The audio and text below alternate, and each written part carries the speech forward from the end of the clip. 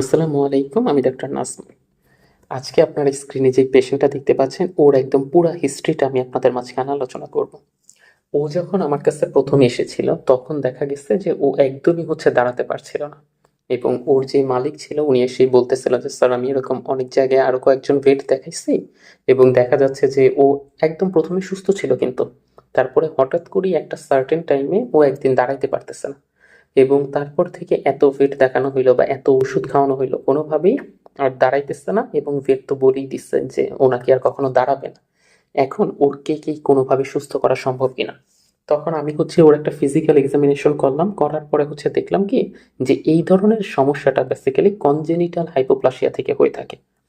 এইটা কি, যে অনেকের ক্ষেত্রে দেখা যায় যে কিছু কিছু মানে ব্রিডের বিড়ালের ক্ষেত্রে যখন ওরা স্বাভাবিকভাবে আস্তে আস্তে একটু বড় হইতে থাকে, তখন ওদের বডিতে ভিটামিন বি এর একটা ডেফিসিয়েন্সি দেখা যায়।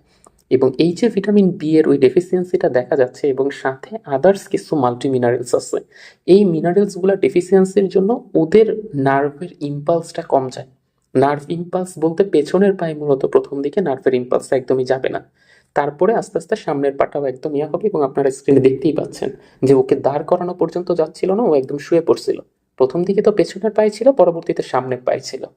তারপরে যখন আমার কাছে আনলো, এই ধরনের আমি অনেকগুলো পেশেন্ট দেখছি এবং প্রত্যেকটা পেশেন্টই আলটিমেটলি রিকভারি করে গেছে, আলহামদুলিল্লাহ।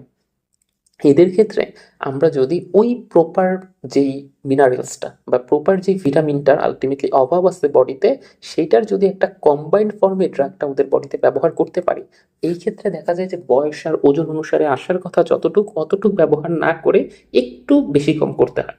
তো ওইটা যদি আপনি ওইভাবে ব্যবহার করতে পারেন, এবং এই ক্ষেত্রে রিকভারি করার রেটটা টাইমটা যেটা লাগে সেটা একটু লং।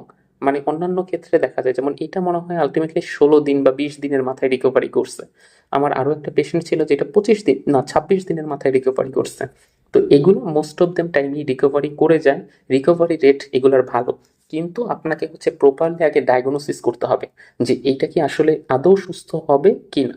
আমার বোর্ডকে তো তাও দেখতে পাচ্ছেন যে ওর সামনের পা পেছনের পা পুরোটা দুইটাতেও ভর দিতে পারতেছে না। আমার অন্য একটা পেশেন্ট এরকম ছিল, যার শুধু সামনের পা দুইটা কাজ করতো, কিন্তু পেছনের পা পুরো প্যারালাইসিস। এবং ওই ক্ষেত্রেও ডাক্তার পুরো হাল ছেড়ে দিচ্ছে যে এটা ঠিক হবে না। তো সেই কেসটাও আলটিমেটলি রিকভারি করছে। এগুলা মোস্ট অফ দ্যাম টাইমই করে। কিন্তু মাঝে মধ্যে কিছু কিছু ক্ষেত্রে যদি নার্ভ ইম্পালসের সমস্যাটা না হয়, পেছনের যে জয়েন্টটা আছে, এই জয়েন্টটা কোনো কারণে ডিসলোকেট হয়ে যায়, তো সেই পেশেন্টগুলো আর কখনো রিকভারি করে না। কারণ ওইখানে তো নার্ভ ইম্পালস শুধু জড়িত না, ওইখানে তো পুরো জয়েন্টটাই আলটিমেটলি জড়িত। তো ওই ধরনের সমস্যাগুলা ব্যতীত বাদবাকি সবগুলো কেসে আপনার রিকভারি করবে। তো এই জন্য আমি আপনাদেরকে সবসময় সাজেস্ট করব যে এই ধরনের পেশেন্ট যদি আপনাদেরও বাসায় থেকে থাকে এবং আপনারা একজন রেজিস্টার্ড ভেটের পরামর্শ নেবেন, প্রথম দিকেই ওকে ওই মিনারেলস প্লাস ভিটামিনের যেই ডেফিসিয়েন্সিগুলো আছে, সেগুলা ওই ভেট ফিজিক্যাল এক্সামিনেশন করার মাধ্যমেই একদম সম্পূর্ণরূপে বুঝতে পারবেন যে ওর বডিতে ওর জন্য কোনটা ডেফিসিয়েন্সি আছে। তারপর ওকে সেইভাবে মিনারেলসগুলো দেখাই দিবে, প্লাস আদার্স কিছু মাসাজের কথা বলে দিবে যে আপনারা এই পদ্ধতিগুলো ফলো করবেন, এই লবণ পানির মধ্যে ভিজিয়ে রাখবেন। এগুলো আপনাকে যখন ভেট বলে দিবে, ওইভাবে আপনি যদি একটু মানতে পারেন, তাহলে সেরকম কোনো হেসেল হবে না।